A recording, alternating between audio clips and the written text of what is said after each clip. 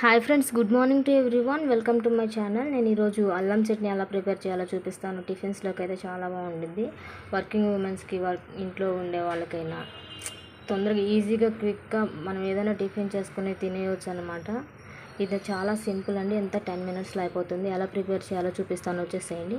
దానికి కావాల్సిన ఇంగ్రీడియంట్స్: అల్లం, చింతపండు, 1 కప్పు బెల్లం, ఒక 10-15 ఎండుమిర్చి, పచ్చిశనగపప్పు, మినప్పప్పు, జీలకర్ర. దీన్ని ఎలా ప్రిపేర్ చేయాలో చూపిస్తాను, వచ్చేసేయండి. ప్యాన్ తీసుకున్నానండి. దీనిలో కొంచెం ఆయిల్ తీసుకొని దానికి పోపు దినుసులు ఏమేంటి: పచ్చిశనగపప్పు, మినపప్పు, జీలకర్ర ఇవైతే యాడ్ చేయాలి. ఇది మనం చూసారు కదా, పోపు దినుసులు బాగా వేగిన తర్వాత కరివేపాకు,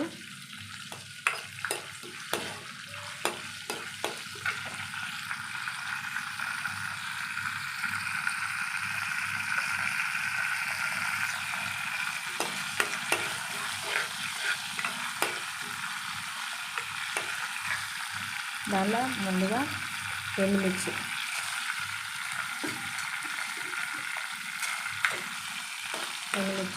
బాగా ఫ్రై చేసుకోవాలి.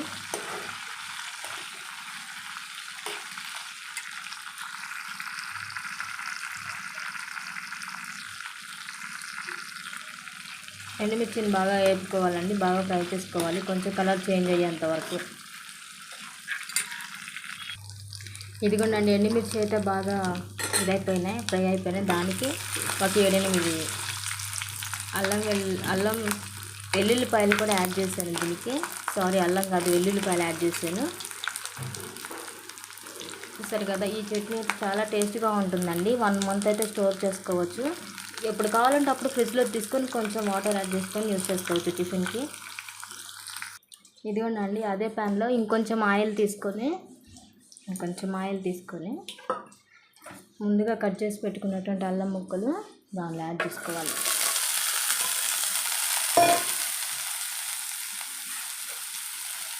చూసారు కదా, అల్లం ముక్కలు కూడా బాగా ఫ్రై అవ్వాలి.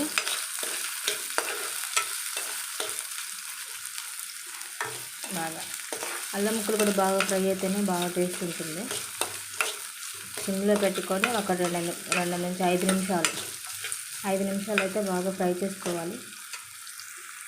ఇదిగోండి, చూసారు కదా, అల్లం అయితే ఇట్లా బాగా ఫ్రై అయిపోయింది. మంచిగా స్మెల్ అయితే వస్తుంది. బాగా స్మెల్ వచ్చేంత వరకు అయితే ఫ్రై చేసుకోవాలి. ఫ్రై చేసుకొని వేరే బౌల్లోకి ట్రాన్స్ఫర్ చేసుకోవాలి. దానిలోకి చింతపండు కడిగి పుల్లలు లేకుండా తీసి పెట్టుకున్నాను. పుల్లలు ఏం లేకుండా కడిగి తీసుకున్నాను. చింతపండు, బెల్లం 1 కప్పు తీసుకొని రెండింటికి ఒక 1/2 గ్లాస్ వాటర్ యాడ్ చేసుకొని బాగా ఉడికించుకోవాలి. ఇదిగో నన్ను చూసారు కదా, అల్లం చింతపండు బెల్లం అయితే ఆల్మోస్ట్ బాయిల్ అయిపోయింది. దీన్ని మిక్సీ పట్టి చూపిస్తాను, వచ్చేసేయండి. దీన్ని పైత్యం ఉన్న వాళ్ళు కూడా చాలా యూజ్ చేసుకోవచ్చు, ఎందుకంటే అల్లం పైత్యానికి చాలా బాగా పనిచేస్తుంది. కొంచెం ఒక ముద్ద ఈ చట్నీ వేసుకొని తిన్నారంటే పైత్యం చాలా రిలీఫ్ అవుతుంది. ఒకసారి మీరు ట్రై చేయండి. దీన్ని మిక్సీ పట్టి చూపిస్తాను, వచ్చేసేయండి.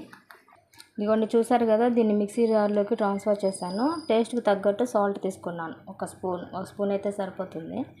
మిక్సీ పట్టి చూపిస్తాను, వెయిట్. ఇదిగోండి, చూసారు కదా, మిక్సీ పట్టాను. ఇట్లా అయితే ఉంది. మేము కారం అయితే ఎక్కువ తింటాము, అందుకోసమని ఎండుమిర్చి ఎక్కువ వేసాను. కలర్ అయితే రెడ్ కలర్ సూపర్గా వచ్చింది. మీరు సరిపడినంత కారం అయితే వేసుకోండి, ఎంతైనా వేసుకోవచ్చు. దీన్ని పోపు వేసి చూపిస్తాను. పోపులో ఇంగువ తినేవాళ్ళు ఇంగువ తినవచ్చు. ఇంగువ స్కిప్ చేసుకొని మాకు ఇంగువ అవసరం లేదనుకుంటే వెల్లుల్లి రెబ్బలు 2 వేసుకోవచ్చు. నేను ఆల్రెడీ కారం పట్టేటప్పుడు వెల్లుల్లిపాయలు యూజ్ చేస్తాను కాబట్టి ఇప్పుడు ఏం వేయట్లేదు పోపులో. జస్ట్ పోపు దినుసులు, కరివేపాకు వేస్తాను, చూపిస్తాను, వచ్చేసేయండి. ఇదిగో నన్ను చూసారు కదా, జీలకర్ర, ఆవాలు, మినపప్పు, కరివేపాకు జస్ట్ పోపు కోసం యూజ్ చేస్తున్నాను. కావాలనుకుంటే ఇంగువ వాడుకోవచ్చు అండి. ఇంగువ తినేవాళ్ళు, మేమైతే తినము. ఆల్రెడీ నేను వెల్లుల్లిపాయలు యూజ్ చేస్తాను మిక్సీ పట్టేటప్పుడు. చూసారు కదండి, టేస్టీ కలర్ఫుల్ అల్లం చట్నీ అయితే రెడీ అయిపోయింది. దీన్ని హ్యాపీగా 1 మంత్ యూజ్ చేసుకోవచ్చు.